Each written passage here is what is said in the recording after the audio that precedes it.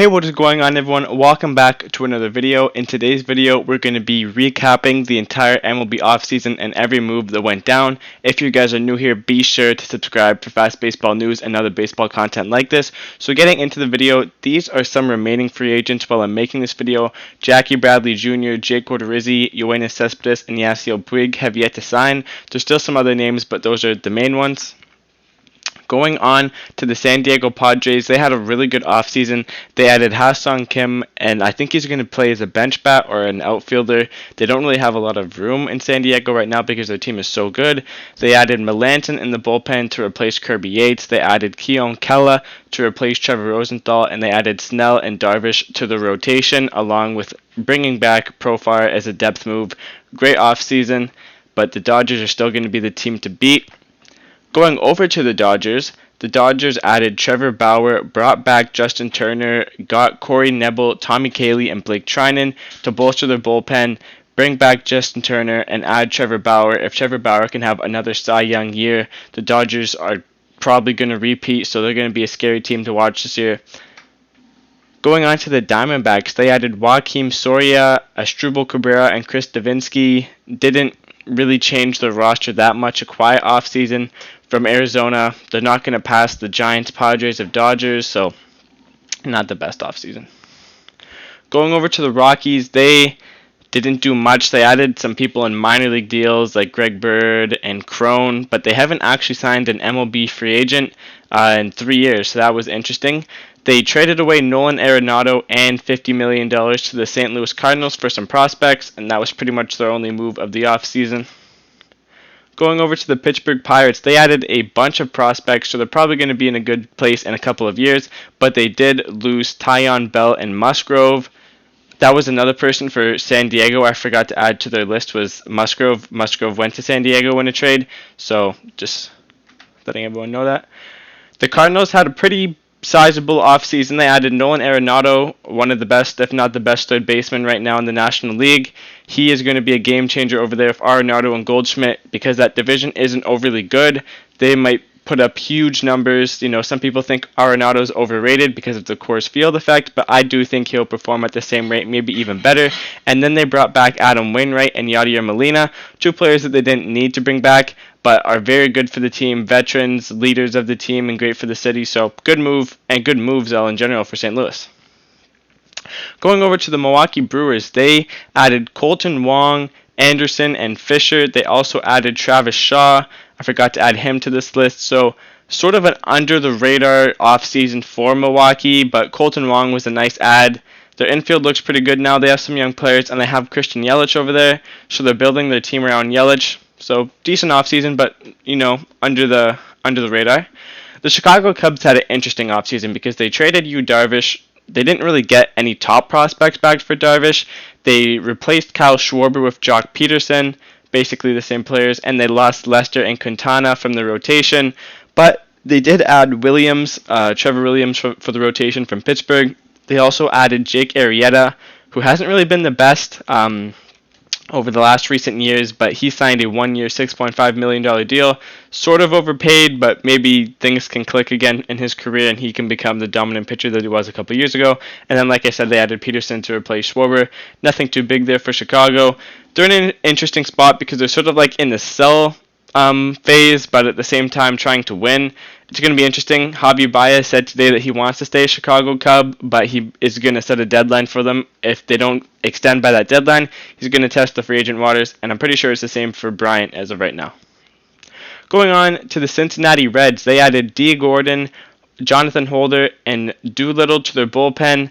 They lost Raisel Iglesias and Trevor Bauer, so they did get worse this offseason, but it was a pretty good one. They added some depth.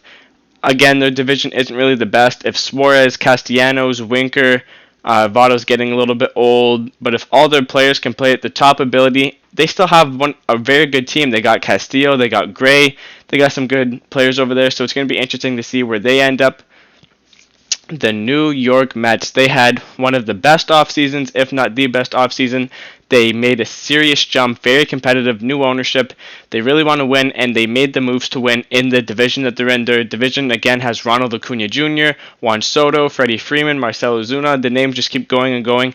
But New York added Francisco Lindor, Carlos Carrasco, Jonathan Villar, Kevin Pillar, James McCann, Trevor May. They added some prospects in the Benintendi deal, and they added Taijuan Walker and Lucchesi from the San Diego Padres. But I made this list a while ago, so he wasn't on here, but they did add Lucchesi. So they added a bunch of good pitching depth, elite pitching depth for the bullpen, and for the rotation. I still think they want to add another arm like Shane Green. And then their infield, they bolstered with Lindor, and then they added some depth with VR and Pilar. And I think the only position that they can't upgrade right now is probably third base. So it's interesting to see if they might go after Chris Bryant. Maybe at the deadline, I see that happening. So the Washington Nationals, again, they have a tough division. They have one of the best hitters in the league with Juan Soto, and then they have Trey Turner over there, and Max Scherzer and Steven Strasburg. So I think the Nationals are betting on those players to be healthy and playing at their best a little bit. Maybe a little bit too much. They added Kyle Schwarber to hit behind Turner and Soto. He's probably going to get a bunch of RBIs over in Washington. They also added Bell to the middle of the rotation, so he is going to hit a bunch of home runs. They added John Lester to sort of be like a middle or back of the rotation sort of guy, veteran in the clubhouse. They added Brad Hand as their closer. He has not really been overly effective as a closer in clutch situations. He's blown some very critical saves, but he is a good pitcher overall. And then they brought back Zimmerman. Don't really know where he will play with Bell over there, so I think he's going to be a bench bat. The Marlins actually had a very underrated offseason. They added Duvall, which they got him on a fairly team-friendly contract for the season that Duvall had. Duvall has power, he has contact, he has some speed, he's great defensively, so very good player, and they got him for fairly cheap. They also added Bass to their bullpen, and they added Floro to their bullpen. They did give away a pretty decent prospect for Floro, but Floro's more established. He's here to make the team better now instead of the future, so decent offseason for Miami. They got a little bit better. The Philadelphia Phillies. The Philadelphia Phillies actually, it was sort of a make or break offseason for them. The Philadelphia Phillies, in my book, are a super team, but their division is so good that they might finish 4th or 5th. They brought back JT Realmuto, which is a move that they had to sort of do. I mean, he was one of the biggest pieces of their team. If they didn't bring him back, I don't know where he would be, but he is shut down for spring training with a broken thumb. So don't really know when he'll be back. I think like in a couple weeks. They needed to bolster their bullpen, though, because they had the worst bullpen in MLB history last year. So they added Bradley, Kinsler, Watson, and Alvarado. Some very good pickups for their bullpen. They got some young arms coming up there as well. So good offseason, and they also added Didi Gregorius, which offensive shortstop they needed to bring back. So good offseason for them. The Atlanta Braves, they filled every hole on their team. They wanted to add another starter or two. They brought Smiley and Morton in on one-year deals for each. They wanted to keep Marcell Ozuna, the offensive force, in their lineup, so they kept him on a 5-year deal. It's 4 years, but I think there's a club option. And they also brought a bench bat of Jason Kipnis, who's been pretty solid in the past for Cleveland. He's getting up there in age now, but they did lose Melanson and Duvall. But overall, good season for Atlanta. Going on to the Houston Astros. The Houston Astros signed Baez from the Dodgers, a relief pitcher, to sort of bolster their bullpen. They also added Cishek, who's been pretty solid, to their bullpen. He's a non-roster invite, surprisingly. They also brought back Jason Castro as a reunion for behind the plate with Maldonado, and they signed Michael Brantley, who was rumored to go to Toronto for a bit, but he ended up going to Houston. They did, however, lose George Springer and might lose Carlos Correa this year. He set a deadline to extend, so we don't know if they'll hit that. Over to Texas. Texas isn't one of the best teams, but they added some decent players. They added some prospects. They added Fulton Nawich, I hope I pronounced that right, as a starting piece in the rotation. They added David Dahl to hit at the top of the lineup, and they added Chris Davis, the left fielder, not the first baseman, to hit behind Joey Gallo. So their plan is basically to hit as many home runs as they can, and maybe Dahl can get on base for a couple of them before Gallo and Davis. The Angels, On paper, they had a decent offseason, but they didn't really have the offseason that they needed. They added Quintana and Cobb and Iglesias. Those were good moves for their pitching staff, and they added Suzuki behind the plate. Stassi that they have behind the plate right now is pretty solid, but Suzuki's a good depth move. And then to replace Simmons, they added Jose Iglesias, so that was a good pickup for them. But the rotation, the Angels are putting a little bit too much faith in some people like Cobb and Quintana. They've sort of been iffy over the last couple of years, and then they're putting a lot of faith into Bundy to repeat his good season, and they're putting a lot of faith in Heaney as well to repeat a good season. So it's going to be interesting to see. They're one of those teams that don't rely on pitching that much. I think they want to outscore their opponents every game. They definitely have the lineup to do so with Ohtani and Trout and Rendon and Walsh. Ohtani might be pitching in the starting rotation this year, so good news for the Angels, but not the offseason that they really needed. The Oakland Athletics, on paper, they had a really good offseason. They did lose some key names, though, so let's get into it. They added Elvis Andrus at shortstop. They needed a shortstop. They lost Marcus Semien. Andrus isn't really the best. He's getting up there in age now. When he was good, he was super good with Texas, but he's just sort of like a placeholder in the shortstop spot right now, but there's 3 years left on his contract, and he has a player option in there as well. They added Kolarek, Romo, and Petit and Rosenthal to their bullpen, and they only lost Hendricks from their bullpen. They added like 4 arms in his place, so some very good pickups there. Obviously, none of them are as good as Hendricks, but together they can provide just as big a force out of the bullpen, so good move for them. But they did lose Hendricks, Semien, Grossman, LaStella, and Davis, so a good offseason for Oakland. That division isn't really the strongest right now either, so they might be able to sneak into a wild card spot and win. Going on to the Seattle Mariners, they didn't have too eventful of an offseason. They added Ken Giles, who won't pitch until next year because he had Tommy John surgery, and they added James Paxton on a 1-year deal, so that was a good pickup for them. They don't have a team president right now because he made comments about their team. I made a video on that. He said some pretty surprising stuff about some of his team members, so they didn't really have that big of an offseason on the field, but off the field they did. The Detroit Tigers are not going to be good this season, but they're going to be good in the future. They are definitely going to be a fun team to watch. They added Nomar Mazara. That's some big pop to add to their lineup. They brought back Jonathan Schoop, which is a good second baseman, some good pop. They added Robbie Grossman, who tends to get on base a lot and is pretty solid defensively in left field. And they added Renato Nunez, who has hit a lot of home runs over in Baltimore. And I'm surprised they got him on a minor league deal. So a good offseason for Detroit. They have some good prospects coming up. They have the number 3 prospect in baseball. They have Casey Mize. They have Screwball over there. So they're going to be good in a couple years, and they're going to be a fun team to watch this year.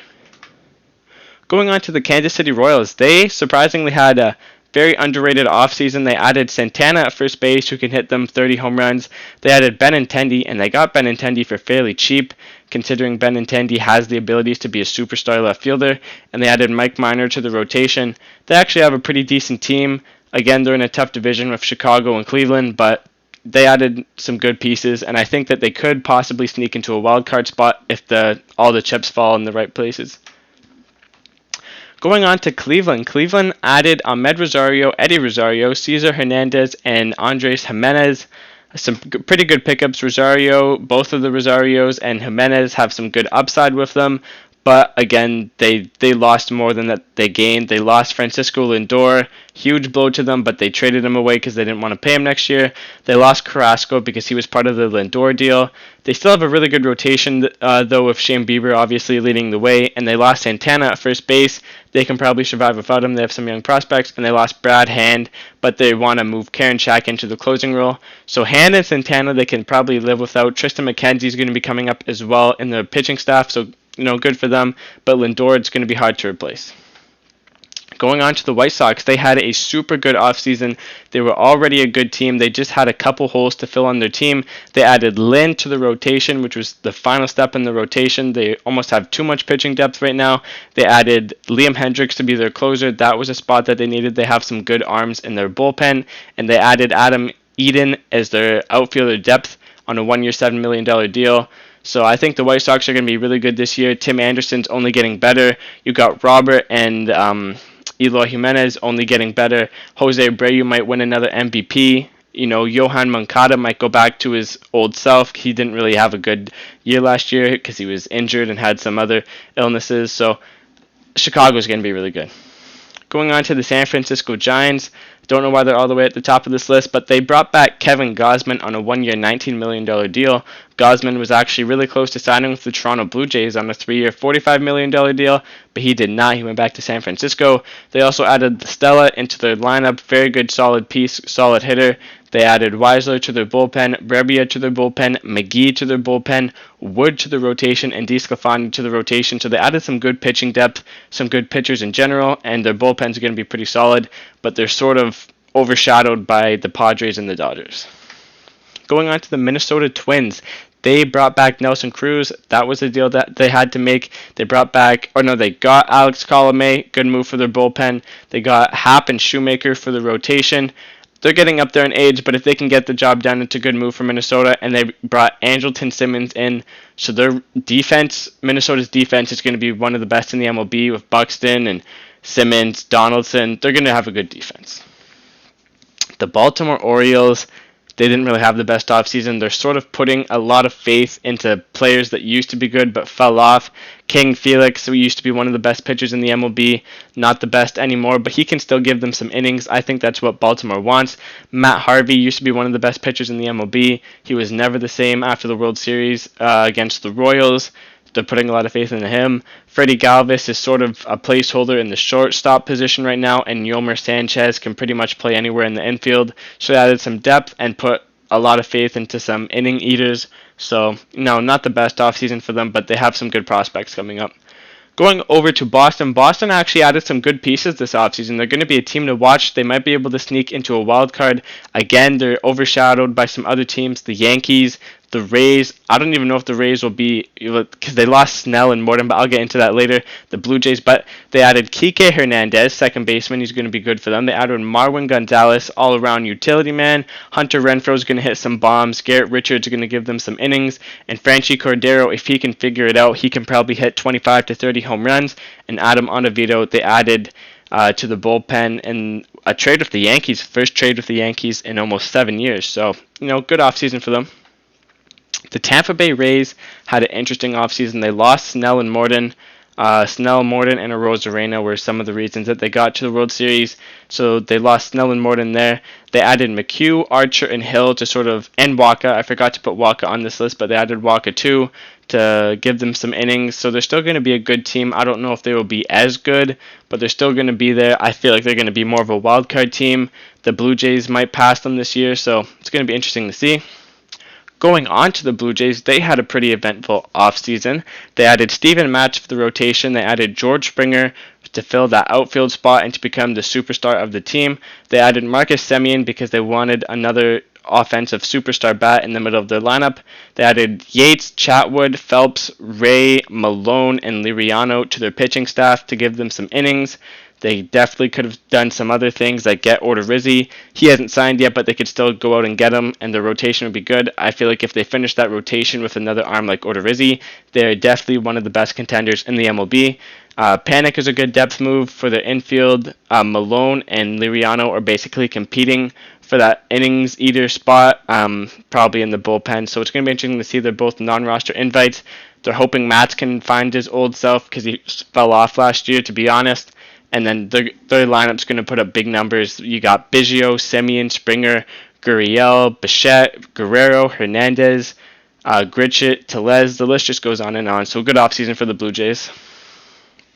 Going on to the New York Yankees. They had a pretty good offseason. The only places they could have improved were the pitching staff, and they did just that. They added Corey Kluber and Jameson Taillon to the rotation, and they're getting Luis Severino back. They have lots of injuries on that pitching staff, but they're hoping that these pitchers can stay healthy, because when they are healthy, they're super good, but it's high risk, high reward for them. They added Jay Bruce as a bench bat. He is a non-roster invite, though. I do not see him making the team because they brought Brett Gardner back. They added Justin Wilson to the bullpen. That was a good move so that they have Britton, Chapman, and Wilson as the big three left-handers in that bullpen.